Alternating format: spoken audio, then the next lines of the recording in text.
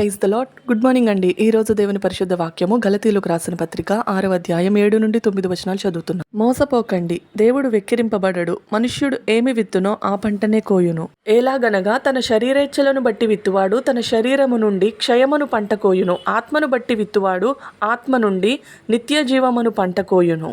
మనము మేలు చేయుటయందు విసుకక యుందుము. మనము అలయక మేలు చేసి తిమేని తగిన కాలమందు పంట కోతుము. అవును, దేవుడు ఎప్పటికీ వెక్కిరింపబడరు. ఈ మాట అందరికీ వర్తిస్తుంది. ఎవరినో ఉద్దేశించి చెప్పింది కాదు. ఎవరికైనా అన్యాయంగాని మోసంగాని చేసి ఆ తప్పుని వేరే విధంగా భర్తీ చేసుకోవచ్చు అని అనుకోకూడదు. ఏ తప్పు అయితే చేశామో ఆ తప్పుని దేవుడి దగ్గర పెట్టి క్షమించమని అడగాలి. దేవా, ఈ తప్పు చేశాను కానీ ఈ మంచి కూడా చేశాను అని దేవుడి దగ్గర సెటిల్మెంట్ పెట్టకూడదు. ఇటు వాళ్ళ దగ్గర నుంచి ఏ మంచినైతే ఆశిస్తామో అది ముందుగా మనం చేయడం నేర్చుకోవాలి. మనం గానీ మన నెక్స్ట్ జనరేషన్ గానీ ఈ లోకంలో ఉన్న రోజులు ఎలాంటి ఇబ్బంది పడకుండా చాలా చేసి ఉంటాం. మరణం తర్వాత కూడా జీవితం ఉందని తెలుసు కదా. దానికోసం ఎలా ప్రిపేర్ అవుతున్నారు? దేవునితో ఎప్పటికీ ఉండడానికి ఏం సంపాదిస్తున్నారు?